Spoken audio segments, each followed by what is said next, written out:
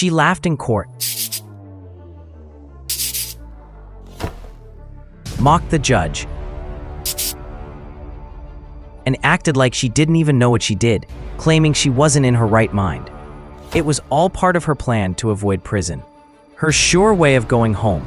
But then came the moment that shattered that illusion and wiped the smile clean off her face. This is the chilling case of Taylor Schabusiness and how her shocking behavior turned a brutal crime into one of the most disturbing courtroom moments in recent memory. Taylor Schabusiness, a 25-year-old woman from Green Bay, Wisconsin, became the center of a horrifying criminal case in 2022.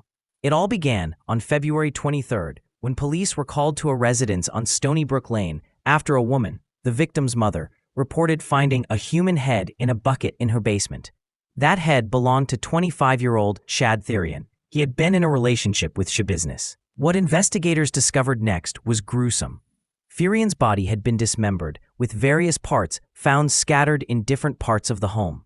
Taylor Schabusiness had not only taken his life, but she also mutilated his body in a disturbing series of actions that shocked even seasoned law enforcement.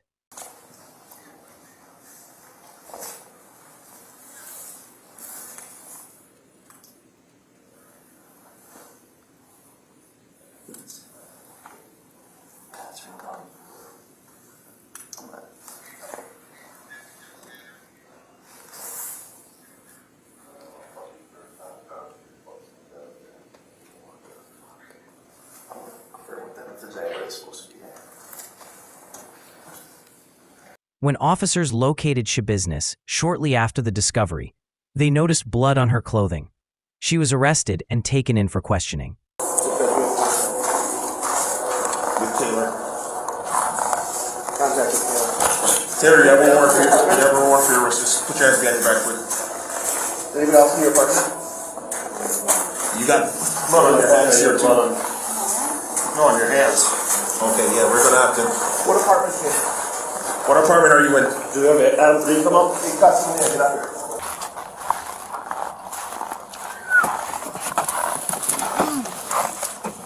I got a warrant out for my arrest.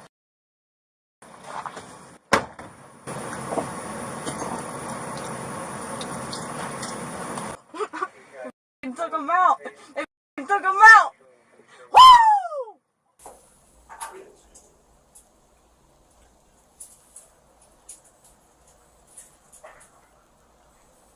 Get a good one on my phone. All right. In the interrogation room, she appeared detached and at times even amused. She laughed when recounting the events, made strange and callous remarks, and treated the entire situation like a twisted joke. So then after you realized he was no longer, he was dead, his face was purple, he said his mouth, blood was going out of his mouth. What'd you do? Stop with it. Okay. So then you had sex with him? Yes. And I had a dildo and Okay. I played with him too.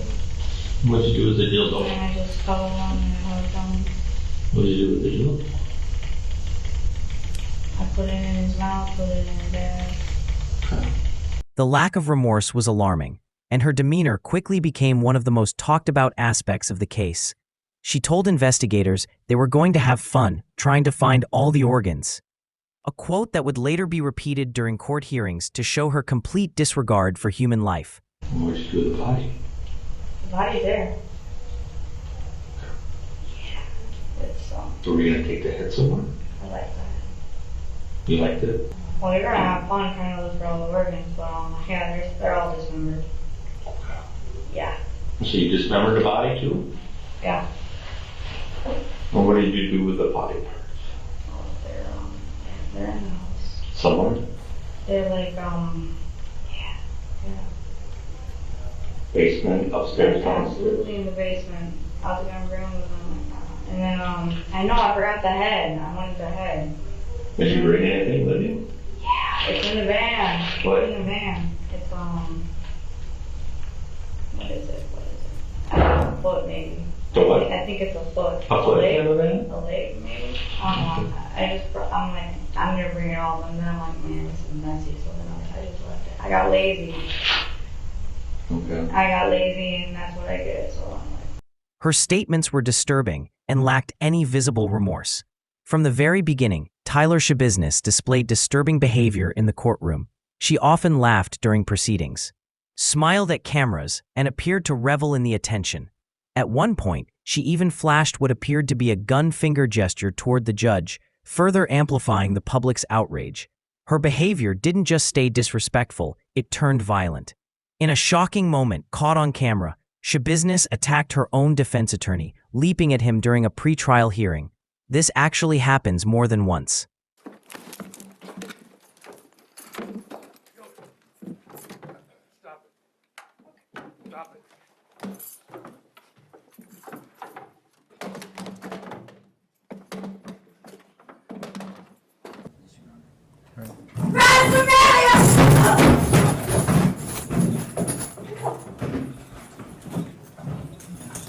We're off the record. The courtroom had to be cleared as deputies wrestled her to the ground. Many observers questioned whether she was mentally competent to stand trial. However, after a lengthy evaluation and legal debate, the court ruled she was fit to proceed. The trial began in July 2023. Prosecutors painted a clear and chilling picture of the crime, using Schabusiness's own words and actions against her. They showed footage from the interrogation, discussed her callous attitude, and walked the jury through the sequence of events. Despite her erratic behavior in the courtroom, the evidence was overwhelming. Taylor Schabusiness was found guilty of first-degree intentional homicide, mutilating a corpse, and third-degree assault. The first verdict reads as follows. We, the jury, find the defendant, Taylor Denise Schabusiness, guilty of first-degree intentional homicide as charged in count 1 of the information, dated this date, July 26, 2023, signed by the foreperson. The second verdict reads as follows. We, the jury, find the defendant, Taylor Denise Schabusiness, guilty of mutilating a corpse as charged in count 2 of the information, dated this date, July 26, 2023, signed by the foreperson. The next verdict reads, we, the jury, find the defendant, Taylor Denise Schabusiness, guilty of third-degree sexual assault as charged in count 3 of the information, dated this date, 26th day of July, 2023, signed by the foreperson. The verdicts appear to be in order. Do either of the parties request that I poll the jury? Mr. Saunders? No. Mr. Freilich? Yes. Okay. Ladies and gentlemen, I'm going to do what's called polling the jury. It's a very simple process. All I'm going to do is go down the line and ask each of you if this is your verdict. Your answer is either yes or no. I'm going to start in the back corner, ma'am. Are these your verdicts? yes, Ma'am, are these your verdicts? yes, Ma'am, are these your verdicts? yes, Ma'am, are these your verdicts? yes, Ma'am, are these your verdicts? yes, Sir, are these your verdicts? yes, Ma'am, are these your verdicts? yes, In the front to the right, ma'am, are these your verdicts? yes, Sir, are these your verdicts? Yes. Sir, are these your verdicts? Yes. Sir, are these your verdicts? Yes. Ma'am, are these your verdicts? Okay. Her courtroom antics came to a sudden halt as the verdict was read. For the first time, there was no smile, no laughter. The judge looked her squarely in the eyes, and this time, she had nothing to grin about. At sentencing, the courtroom saw yet another unexpected moment. Taylor Schabusiness's father, himself incarcerated, was brought into court in handcuffs and jail-issued clothing to testify on his daughter's behalf. Taking the stand, he became emotional as he told the court that Taylor had not always been this way. He blamed her ex-husband for reintroducing her to dangerous habits, saying she had been doing well until he came back into her life. He called the man a loser and said that Taylor's mental health had deteriorated after becoming involved with him again. And she was doing really well there too until her boyfriend/husband got out of jail. That turned everything upside down. Okay. In part because of the methamphetamine use, right? Yep. So Taylor was doing pretty well, and then she started using the drugs. Yep. Just a fucking loser, and he got my daughter involved in that shit. He also pointed fingers at the system, saying it failed his daughter by not giving her the long-term help she needed, especially as she had shown signs of distress long before the crime occurred. She was not in a right state of mind at all, so I feared that she would hurt herself, so that's why I took her, and we both agreed. We both went there together and tried to get help, and then ended up they ended up releasing her, and she came home, and that was about it. Despite his emotional testimony, he did not argue that Tyler should be excused. He acknowledged she committed a terrible crime and needed accountability, but argued she deserved a chance to be rehabilitated, perhaps eventually eligible for parole. His testimony was part of a broader defense strategy addressing her long-standing mental health issues, including bipolar disorder, psychosis, and a history of medication resistance. The defense used these claims to support a mental health mitigation argument, even though the jury ultimately rejected the insanity defense under Wisconsin law because her drug use was voluntary. Despite his efforts to show that Tyler was once a functioning member of society, his testimony did not sway the court. The judge didn't hold back. He called her actions incomprehensible and her behavior throughout the case appalling. He referenced her lack of remorse, her violent outburst in court, and the pain she had inflicted on the Furian family. Taylor Schabusiness was sentenced to life in prison without the possibility of parole. So, Ms. Schabusiness, this is your opportunity to address me if there's anything on your mind you'd like to say before I pass sentence. No, there isn't. Okay. It's the decision of this court and the judgment of the law that Ms. Schabusiness be sentenced as follows. As to in 22 CF 363, count 1, that's the first-degree intentional homicide as a repeater. It's a Class A felony. Going to impose life imprisonment without the possibility of extended supervision. I believe that's appropriate in light of the findings that I've already made. As far as count 2, mutilation of a corpse as a repeater, a Class F felony, I'm going to adopt the recommendation of the pre-sentence investigation writer, 7.5 years of initial confinement followed by 4 years of extended supervision. That'll be consecutive to count 1. As far as count 3, third-degree sexual assault as a repeater, Class G felony, I'm going to impose 3 years of initial confinement followed by 4 years of extended supervision. That will be consecutive to count 2 and count 1. As far as the revocation cases, I'm going to impose 1 year of incarceration on each of those counts. Those will run concurrent. The courtroom was silent, and as the judge delivered the final blow, her face showed what everyone had been waiting for: regret. Not the kind that comes from guilt, but the kind that comes when someone realizes the show is over and reality has hit. Since the sentencing, Taylor Schabusiness has been transferred to a maximum security facility where she will spend the rest of her life. Just when the world thought they'd seen everything about this case, Law and Crime released an exclusive audio interview recorded from behind bars. In the newly published jail call, Taylor Schabusiness speaks from prison with a chilling calm, recounting the night of Shad Furian's death in her own words. She claims it started off as a consensual encounter, but quickly spiraled out of control. I was on the run in Texas after having my baby taken. I decided to make things right and clear up north. When I got back, they put my on the bracelet.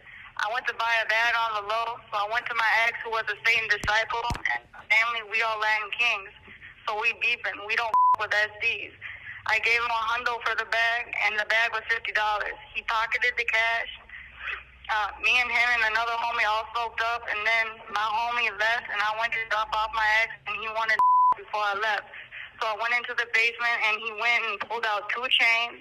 I asked him, where my money at, fool? And he said, I ain't got it. So I took a chain, I put it around his neck, and I asked him again, where my at? He didn't respond. His face turned purple. There was blood coming out of his mouth. So I laid down on the bed and to listen to his heartbeat, and I said, damn, this motherfucker is still beating. I went upstairs to grab a kitchen knife. I went back downstairs, took off his pants. I sucked his cut his head off at the same time, because the only SD that I would ever be doing would be sucking. Then I chopped his off and concealed the crime. I used a nearby shower drain to pour out the blood and put in bags and boxes around the basement to store the body parts in, and plastic bags for the organs. I was covering up his body, and while the people were entering the basement, I would continue to cut him up, and then and I would cover him up, and then when they would leave, I would cut him back up, and then I headed out to the truck, and I started loading up the body parts in there, and then I went back to the apartment I was staying at after chopping it up with my roommate. I went to go get rid of the body, and then there was cops surrounding the place with their guns out telling us to get down, get on the floor, and that's why I'm in custody today. Well, what went down was I had bought a bag of dope. I bought it for $50, but I gave him $100, and he didn't give me my $50 back. And what went down between the whole thing, he was a SD, and then I was a Lion King, and then I wasn't supposed to be doing my with my ex, but that's what went down. And you know, SDs and Lion Kings, they ain't good. I wasn't supposed to be doing business with my ex, but I did. And then what he did, he pocketed the money that I was supposed to have. So I went out and took his out for that. As soon as that went down, I started chopping up the body. Because I did one thing for sure. I did have, I had a lot of motherfuckers out there. Her voice emotionless, her words direct. No apology, no hesitation. She describes the drug use, the violence that followed, and the grim aftermath. It's the same cold detachment jurors saw in court, now echoed through the prison phone line. The recording offers no remorse, only confirmation of the brutal details. And for many, it was a haunting reminder of the darkness behind the crime. The case continues to haunt Green Bay and beyond, not just because of the horrific crime, but because of how cold and mocking her attitude was throughout. This case stands as a grim reminder that evil doesn't always look like we expect. Sometimes it laughs in court, but eventually the law wipes the smile away. If you found this case shocking, let me know your thoughts in the comments below. What was the most shocking part of this case to you? The crime, the courtroom behavior, her father's testimony, or the prison call? Don't forget to like the video, subscribe, and support the channel by watching the next video on your screen. Thanks for watching.